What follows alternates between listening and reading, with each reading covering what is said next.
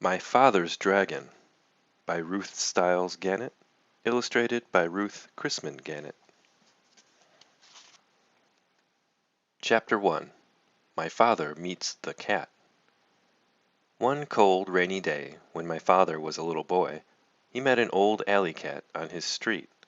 The cat was very drippy and uncomfortable, so my father said, "Wouldn't you like to come home with me?" This surprised the cat. She had never before met anyone who cared about old alley cats, but she said, "I'd be very much obliged if I could sit by a warm furnace, and perhaps have a saucer of milk." "We have a very nice furnace to sit by," said my father, "and I'm sure my mother has an extra saucer of milk." My father and the cat became good friends, but my father's mother was very upset about the cat. She hated cats, particularly ugly old alley cats. "Elmer Elevator," she said to my father, "if you think I'm going to give that cat a saucer of milk, you're very wrong. Once you start feeding stray alley cats, you might as well expect to feed every stray in town, and I'm not going to do it." This made my father very sad, and he apologized to the cat because his mother had been so rude. He told the cat to stay anyway, and that somehow he would bring her a saucer of milk each day. My father fed the cat for 3 weeks, but one day his mother found the cat's saucer in the cellar, and she was extremely angry. She whipped my father and threw the cat out the door, but later on my father sneaked out and found the cat. Together they went for a walk in the park and tried to think of nice things to talk about. My father said, "When I grow up, I'm going to have an airplane. Wouldn't it be wonderful to fly just anywhere you might think of?" "Would you like to fly very, very much?" asked the cat. "I certainly would. I'd do anything if I could fly." "Well," said the cat, "if you'd really like to fly that much, I think I know of a sort of a way you might get to fly while you're still a little boy." "You mean you know where I could get an airplane?" "Well, not exactly an airplane, but something even better. As you can see, I'm an old cat now, but in my younger days I was quite a traveler. My traveling days are over, but last spring I took just one more trip and sailed to the island of Tangerina, stopping at the port of Cranberry. Well, it just so happened that I missed the boat, and while waiting for the next, I thought I'd look around a bit. I was particularly interested in a place called Wild Island, which we had passed on our way to Tangerina. Wild Island and Tangerina are joined together by a long string of rocks, but people never go to Wild Island because it's mostly jungle and inhabited by very wild animals. So I decided to go across the rocks and explore it for myself. It certainly is an interesting place, but I saw something there that made me want to weep. Chapter 2. My Father Runs Away. "Wild Island is practically cut in two by a very wide and muddy river," continued the cat. "This river begins near one end of the island and flows into the ocean at the other. Now the animals are very lazy, and they used to hate having to go all the way around the beginning of this river to get to the other side of the island. It made visiting inconvenient and mail delivery slow, particularly during the Christmas rush. Crocodiles could have carried passengers and mail across the river, but crocodiles are very moody and not the least bit dependable, and are always looking for something to eat. They don't care if the animals have to walk around the river, so that's just what the animals did for many years." "But what does all this have to do with airplanes?" asked my father, who thought the cat was taking an awfully long time to explain. "Be patient, Elmer," said the cat, and she went on with the story. "One day, about 4 months before I arrived on Wild Island, a baby dragon fell from a low-flying cloud onto the bank of the river. He was too young to fly very well, and besides, he had bruised one wing quite badly, so he couldn't get back to his cloud. The animals found him soon afterwards, and everybody said, 'Why, this is just exactly what we've needed all these years.' They tied a big rope around his neck and waited for the wing to get well. This was going to end all their crossing the river troubles." "I've never seen a dragon," said my father. "Did you see him? How big is he?" "Oh, yes, indeed I saw the dragon. In fact, we became great friends," said the cat. "I used to hide in the bushes and talk to him, when nobody was around. He's not a very big dragon, about the size of a large black bear, although I imagine he's grown quite a bit since I left. He's got a long tail and yellow and blue stripes.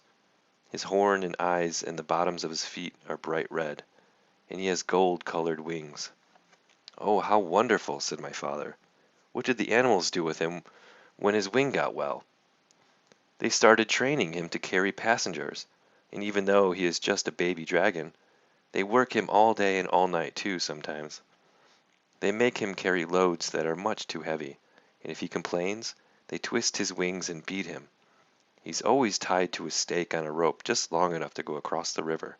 His only friends are the crocodiles, who say hello to him once a week if they don't forget. Really, he's the most miserable animal I've ever come across. When I left, I promised I'd try to help him someday, although I couldn't see how. The rope around his neck is about the biggest, toughest rope you can imagine.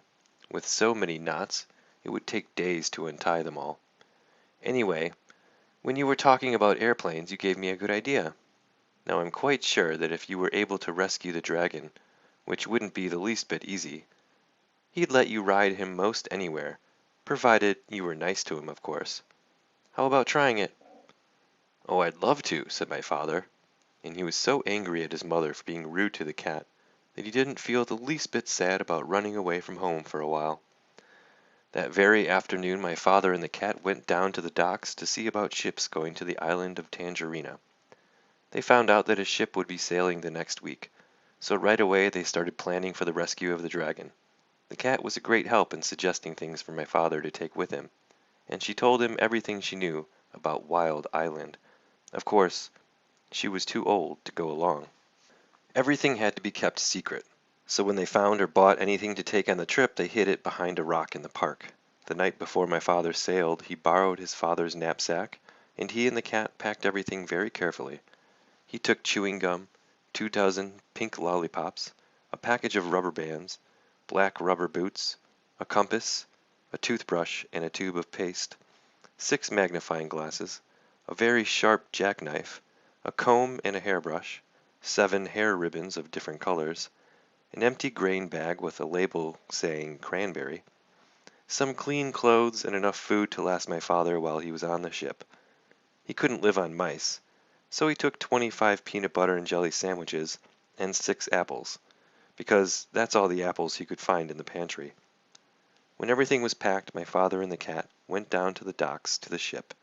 A night watchman was on duty, so while the cat made loud, queer noises to distract his attention, my father ran over the gangplank onto the ship. He went down into the hold and hid among some bags of wheat. The ship sailed early the next morning. Chapter 3. My Father Finds the Island. My father hid in the hold for 6 days and nights. Twice he was nearly caught when the ship stopped to take on more cargo. But at last he heard a sailor say that the next port would be Cranberry, and that they'd be unloading the wheat there. My father knew that the sailors would send him home if they caught him. So he looked in his knapsack and took out a rubber band and the empty grain bag with the label saying Cranberry. At the last moment my father got inside the bag, knapsack and all, folded the top of the bag inside, and put the rubber band around the top. He didn't look just exactly like the other bags, but it was the best he could do. Soon the sailors came to unload. They lowered a big net into the hold and began moving the bags of wheat. Suddenly one sailor yelled, "Great Scott! This is the queerest bag of wheat I've ever seen. It's all lumpy like, but the label says it's going to Cranberry." The other sailors looked at the bag too, and my father, who was in the bag of course, tried even harder to look like a bag of wheat. Then another sailor felt the bag and he just happened to get hold of my father's elbow. "I know what this is," he said. "This is a bag of dried corn on the cob," and he dumped my father into the big net along with the bags of wheat. This all happened in the late afternoon, so late that the merchant in Cranberry who had ordered the wheat didn't count his bags until the next morning. He was a very punctual man, and never late for dinner. The sailors told the captain, and the captain wrote down on a piece of paper that they had delivered 160 bags of wheat and 1 bag of dried corn on the cob. They left the piece of paper for the merchant and sailed away that evening. My father heard later that the merchant spent the whole next day counting and recounting the bags, and feeling each one, trying to find the bag of dried corn on the cob. He never found it, because as soon as it was dark, my father climbed out of the bag, folded it up, and put it back in his knapsack. He walked along the shore to a nice sandy place, and lay down to sleep. My father was very hungry when he woke up the next morning. Just as he was looking to see if he had anything left to eat, something hit him on the head. It was a tangerine. He had been sleeping right under a tree full of big, fat tangerines. And then he remembered that this was the island of Tangerina. Tangerine trees grew wild everywhere. My father picked as many as he had room for, which was 31, and started off to find Wild Island. He walked and walked and walked along the shore, looking for the rocks that joined the two islands. He walked all day, and once, when he met a fisherman and asked him about Wild Island, the fisherman began to shake and couldn't talk for a long while. It scared him that much, just thinking about it. Finally he said, "Many people have tried to explore Wild Island, but not one has come back alive. We think they were eaten by the wild animals." This didn't bother my father. He kept walking and slept on the beach again that night. It was beautifully clear the next day, and way down the shore my father could see a long line of rocks leading out into the ocean, and way out at the end he could just see a tiny patch of green. He quickly ate 7 tangerines and started down the beach. It was almost dark when he came to the rocks, but there, way out in the ocean, was the patch of green. He sat down and rested a while, remembering that the cat had said, "If you can, go out to the island at night, because then the wild animals won't see you coming along the rocks, and you can hide when you get there." So my father picked 7 more tangerines, put on his black rubber boots, and waited for dark. It was a very black night, and my father could hardly see the rocks ahead of him. Sometimes they were quite high, and sometimes the waves almost covered them, and they were slippery and hard to walk on. Sometimes the rocks were far apart. My father had to get a running start and leap from one to the next. After a while he began to hear a rumbling noise. It grew louder and louder as he got nearer to the island. At last it seemed as if he was right on top of the noise, and he was. He had jumped from a rock onto the back of a small whale who was fast asleep and cuddled up between 2 rocks. That whale was snoring and making more noise than a steam shovel, so it never heard my father say, "Oh, I didn't know that was you," and it never knew my father had jumped on its back by mistake. For 7 hours my father climbed and slipped and leapt from rock to rock, but while it was still dark, he finally reached the very last rock and stepped off onto Wild Island. Chapter 4. My Father Finds the River. The jungle began just beyond a narrow strip of beach. Thick, dark, damp, scary jungle. My father hardly knew where to go, so he crawled under a wahoo bush to think, and ate tangerines. The first thing to do, he decided, was to find the river, because the dragon was tied somewhere along its bank. Then he thought, if the river flows into the ocean, I ought to be able to find it quite easily if I just walk along the beach far enough. So my father walked until the sun rose, and he was quite far from the ocean rocks. It was dangerous to stay near them because they might be guarded in the daytime. He found a clump of tall grass and sat down. Then he took off his rubber boots and ate 3 more tangerines. He could have eaten 12, but he hadn't seen any tangerines on this island, and he could not risk running out of something to eat. My father slept all that day and only woke up late in the afternoon when he heard a funny little voice saying, "Queer, queer, what a dear little dock. I mean, dear, dear, what a queer little rock." My father saw a tiny paw rubbing itself on his knapsack. He lay very still, and the mouse, for it was a mouse, hurried away muttering to itself, "I must smell Tum Duddy. I must tell somebody." My father waited a few minutes and then started down the beach because it was almost dark now, and he was afraid the mouse really would tell somebody. He walked all night, and 2 scary things happened. First, he just had to sneeze, so he did, and somebody close by said, "Is that you, Monkey?" My father said, "Yes." Then the voice said, "You must have something on your back, Monkey." And my father said, "Yes," because he did. He had his knapsack on his back. "What do you have on your back, Monkey?" asked the voice. My father didn't know what to say because what would a monkey have on its back? And how would it sound telling someone about it if it did have something? Just then another voice said, "I'll bet you're taking your sick grandmother to the doctor's." My father said, "Yes," and hurried on. Quite by accident, he found out later that he had been talking to a pair of tortoises. The second thing that happened was that he nearly walked right between two wild boars who were talking in low, solemn whispers.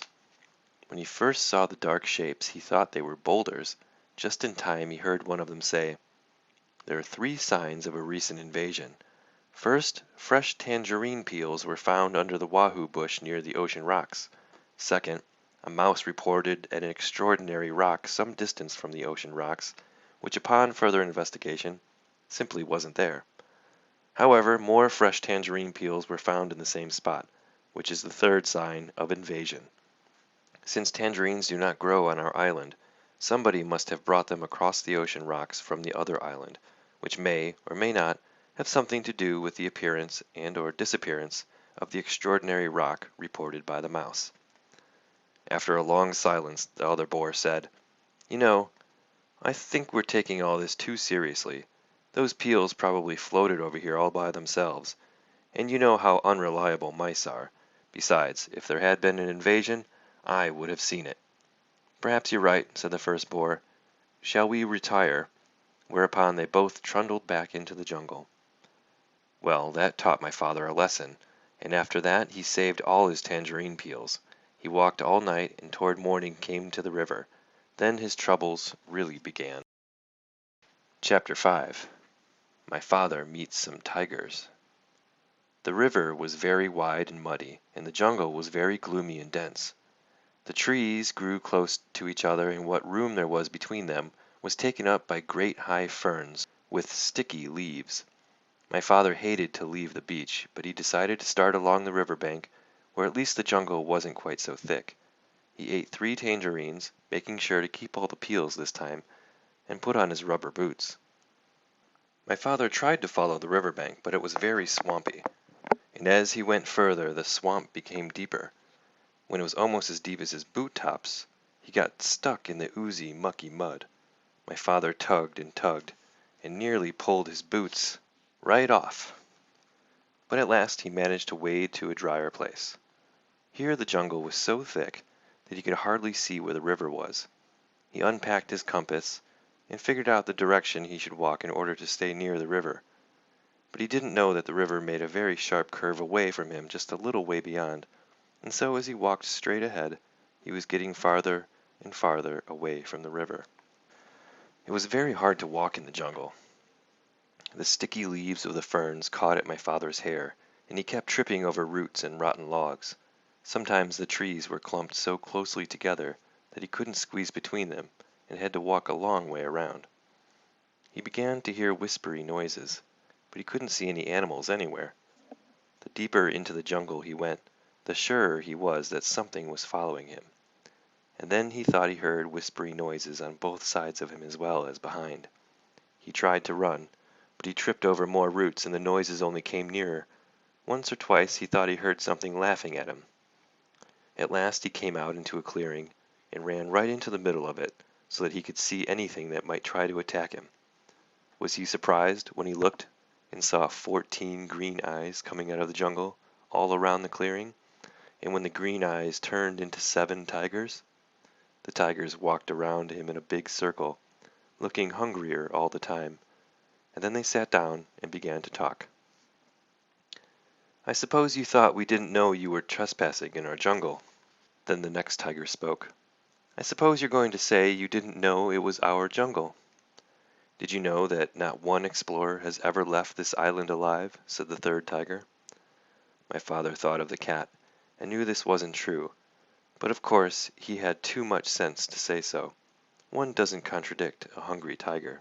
The tigers went on talking in turn. "You're our first little boy, you know. I'm curious to know if you're especially tender. Maybe you think we have regular meal times, but we don't. We just eat whenever we're feeling hungry," said the fifth tiger. "And we're very hungry right now. In fact, I can hardly wait," said the sixth. "I can't wait," said the seventh tiger. And then all the tigers said together in a loud roar, "Let's begin right now!" And they moved in closer. My father looked at those 7 hungry tigers. Then he had an idea. He quickly opened his knapsack and took out the chewing gum. The cat had told him that tigers were especially fond of chewing gum, which was very scarce on the island. So he threw them each a piece, but they only growled.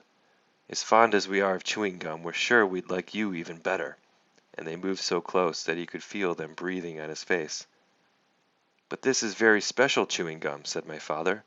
"If you keep on chewing it long enough, it will turn green. Then if you plant it, it will grow more chewing gum, and the sooner you start chewing, the sooner you'll have more."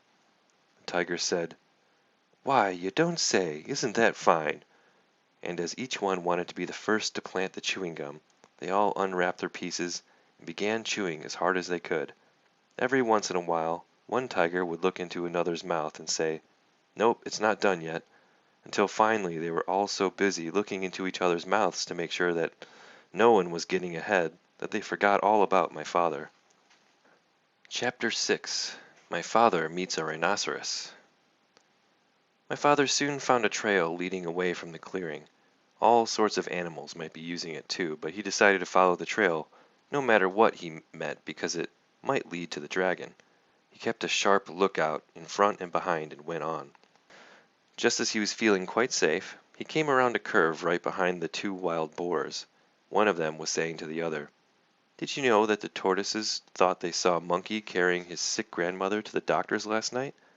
But Monkey's grandmother died a week ago, so they must have seen something else. I wonder what it was." "I told you that there was an invasion afoot," said the other boar, "and I intend to find out what it is. I simply can't stand invasions." "Me neither," said a tiny little voice. Me neither." And my father knew that the mouse was there too. "Well," said the first boar, "you search the trail up this way to the dragon. I'll go back down the other way through the big clearing, and we'll send Mouse to watch the ocean rocks in case the invasion should decide to go away before we find it." My father hid behind a mahogany tree just in time, and the first boar walked right past him. My father waited for the other boar to get a head start on him.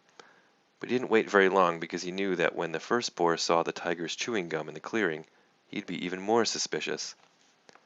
Soon the trail crossed a little brook, and my father, who by this time was very thirsty, stopped to get a drink of water. He still had on his rubber boots, so he waded into a little pool of water and was stooping down when something quite sharp picked him up by the seat of his pants and shook him very hard. "Don't you know that's my private weeping pool?" said a deep angry voice. My father couldn't see who was talking because he was hanging in the air right over the pool, but he said, "Oh no, I'm sorry. I didn't know that everybody had a private weeping pool." "Everybody doesn't," said the angry voice, "but I do because I have such a big thing to weep about, and I drown everybody I find using my weeping pool."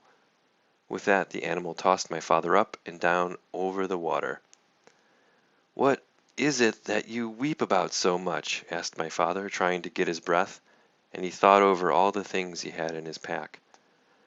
"Oh, I have many things to weep about, but the biggest thing is the color of my tusk." My father squirmed every which way, trying to see the tusk, but it was through the seat of his pants where he couldn't possibly see it. "When I was a young rhinoceros, my tusk was pearly white," said the animal. And then my father knew that he was hanging by the seat of his pants from the rhinoceros's tusk. "But it has turned a nasty yellow-gray in my old age, and I find it very ugly. You see, everything else about me is ugly, but when I had a beautiful tusk, I didn't worry so much about the rest. Now that my tusk is ugly too, I can't sleep nights just thinking about how completely ugly I am, and I weep all the time. But why should I be telling you these things? I caught you using my pool, and now I'm going to drown you." "Oh, wait a minute, Rhinoceros," said my father. "I have some things that will make your tusk all white and beautiful again. Just let me down, and I'll give them to you." The Rhinoceros said, "You do? I can hardly believe it. Why, I'm so excited." He put my father down and danced around in a circle while my father got out the tube of toothpaste and the toothbrush. "Now," said my father, "just move your tusk a little nearer, please, and I'll show you how to begin." My father wet the brush in the pool, squeezed a dab of toothpaste, and scrubbed very hard in one tiny spot. Then he told the rhinoceros to wash it off, and when the pool was calm again, he told the rhinoceros to look in the water and see how white the little spot was. It was hard to see in the dim light of the jungle, but sure enough, the spot shone pearly white, just like new. The rhinoceros was so pleased that he grabbed the toothbrush and began scrubbing violently, forgetting all about my father. Just then my father heard hoof steps, and he jumped behind the rhinoceros. It was the boar coming back from the big clearing where the tigers were chewing gum. The boar looked at the rhinoceros, and at the toothbrush, and the tube of toothpaste, and then he scratched his ear on a tree. "Tell me, rhinoceros," he said, "where did you get that fine tube of toothpaste and that toothbrush?" "Too busy," said the rhinoceros, and he went on brushing as hard as he could. The boar sniffed angrily and trotted down the trail toward the dragon, muttering to himself, "Very suspicious. Tiger's too busy chewing gum. Rhinoceros too busy brushing his tusk. Must get hold of that invasion. Don't like it one bit, not one bit. It's upsetting everybody terribly. Wonder what it's doing here anyway." Chapter 7. My Father Meets a Lion. My father waved goodbye to the rhinoceros, who was much too busy to notice, got a drink farther down the brook, and waded back to the trail. He hadn't gone very far when he heard an angry animal roaring. "Ding blast it! I told you not to go blackberrying yesterday. Won't you ever learn? What will your mother say?" My father crept along and peered into a small clearing just ahead. A lion was prancing about, clawing at his mane, which was all snarled and full of blackberry twigs. The more he clawed, the worse it became, and the madder he grew, and the more he yelled at himself, because it was himself he was yelling at all the time. My father could see that the trail went through the clearing, so he decided to crawl around the edge of the underbrush and not disturb the lion. He crawled, and the yelling grew louder and louder. Just as he was about to reach the trail on the other side, the yelling suddenly stopped. My father looked around and saw the lion glaring at him. The lion charged and skidded to a stop a few inches away. "Who are you?" the lion yelled at my father. "My name is Elmer Elevator. Where do you think you're going?" "I'm going home," said my father. "That's what you think," said the lion. "Ordinarily, I'd save you for afternoon tea, but I happen to be upset enough and hungry enough to eat you right now." And he picked up my father in his front paws to feel how fat he was. My father said, "Oh, please, lion, before you eat me, tell me why you are so particularly upset today." "It's my mane," said the lion, as he was figuring how many bites a little boy would make. "You see what a dreadful mess it is, and I don't seem to be able to do anything about it. My mother is coming over on the dragon this afternoon, and if she sees me this way, I'm afraid she'll stop my allowance. She can't stand messy manes. But I'm going to eat you now, so it won't make any difference to you." "Oh, wait a minute," said my father, "and I'll give you just the things you need to make your mane all tidy and beautiful. I have them here in my pack." "You do?" said the lion. "Well, give them to me, and perhaps I'll save you for afternoon tea after all." And he put my father down on the ground. My father opened the pack and took out the comb and the brush, and the 7 hair ribbons of different colors. "Look," he said, "I'll show you what to do on your forelock, where you can watch me. First you brush a while, then you comb, then you brush again until all the twigs and snarls are gone. Then you divide it up in 3 and braid it like this and tie a ribbon around the end."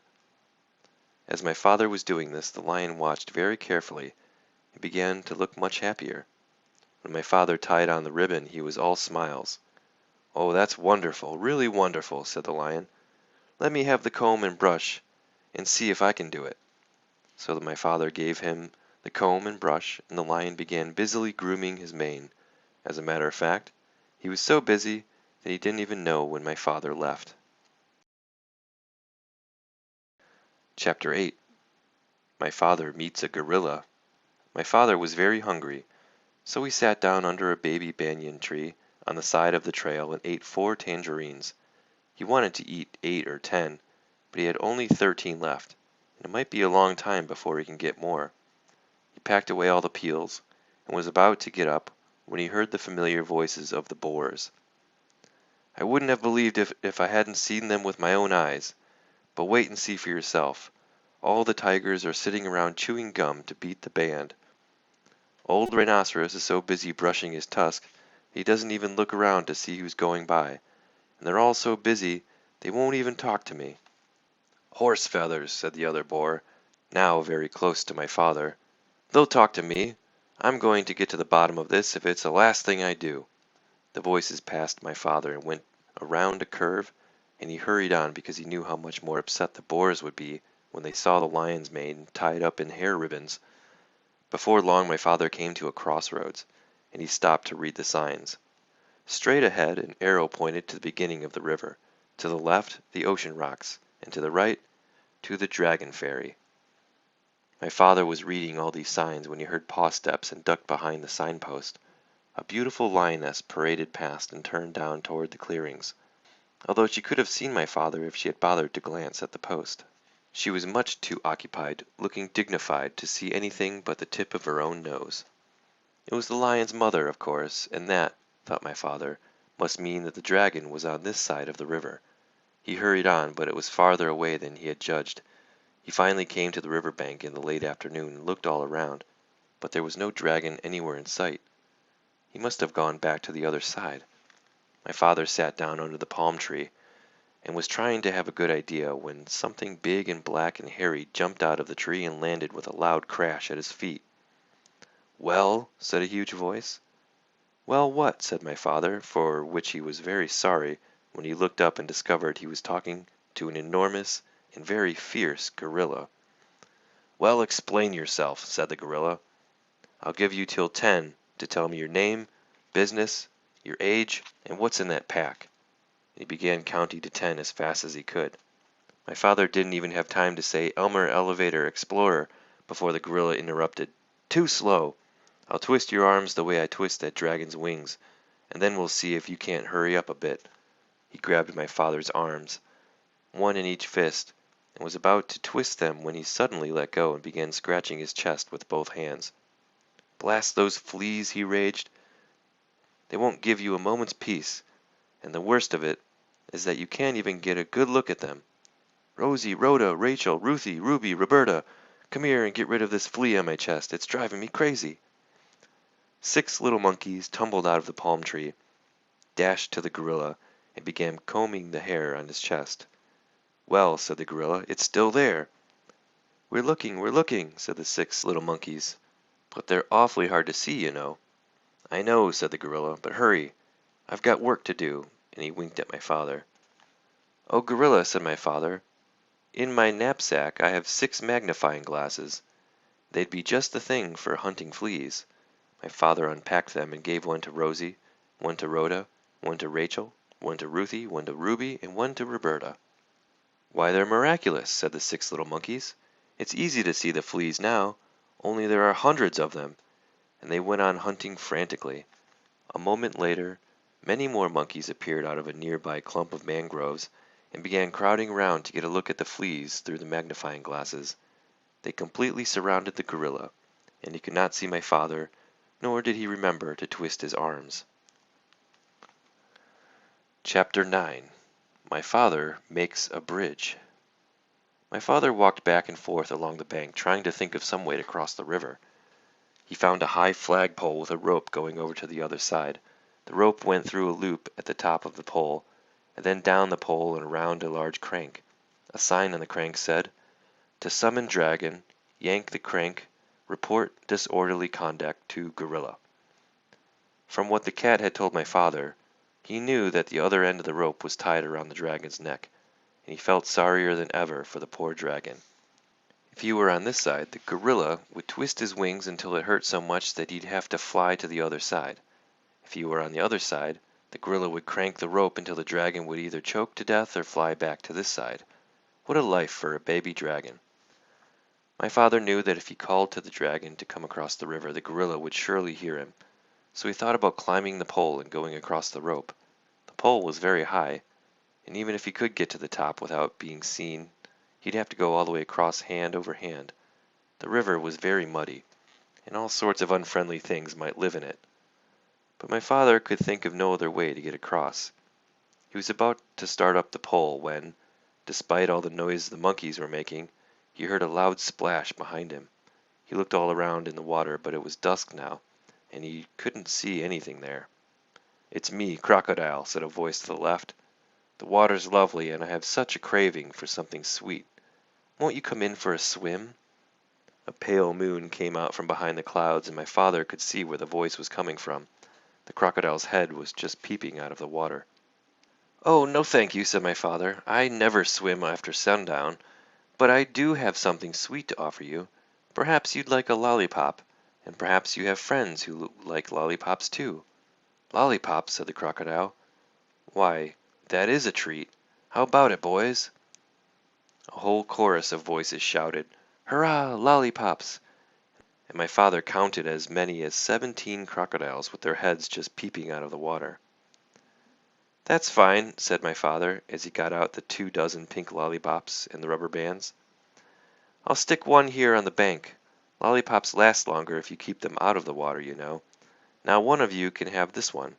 The crocodile who had first spoken swam up and tasted it. "Delicious, mighty delicious," he said. "Now if you don't mind," said my father, "I'll just walk along your back and fasten another lollipop to the tip of your tail with a rubber band. You don't mind, do you?" "Oh no, not in the least," said the crocodile. "Can you get your tail out of the water just a bit?" asked my father. "Yes, of course," said the crocodile, and he lifted up his tail. Then my father ran along his back and fastened another lollipop with a rubber band. "Who's next?" said my father, and a second crocodile swam up and began sucking on that lollipop. "Now you gentlemen can save a lot of time if you just line up across the river," said my father, "and I'll be along to give you each a lollipop." So the crocodiles lined up across the river with their tails in the air, waiting for my father to fasten on the rest of the lollipops. The tail of the 17th crocodile just reached the other bank. Chapter 10. My Father Finds the Dragon.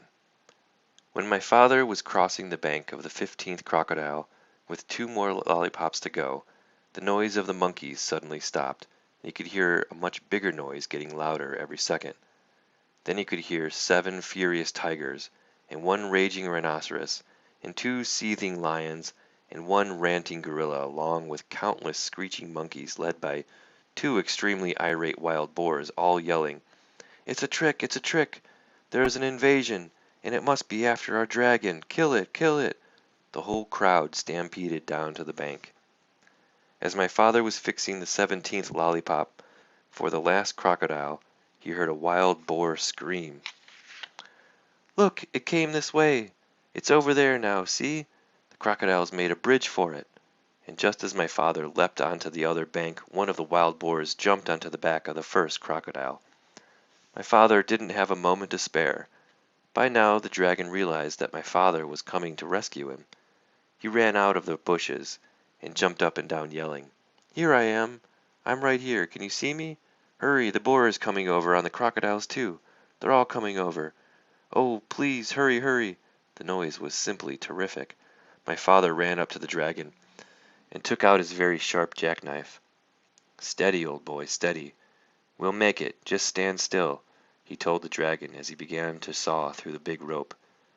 By this time both boars, all 7 tigers, the 2 lions, the rhinoceros, and the gorilla, along with the countless screeching monkeys, were all on their way across the crocodiles, and there was still a lot of rope to cut through.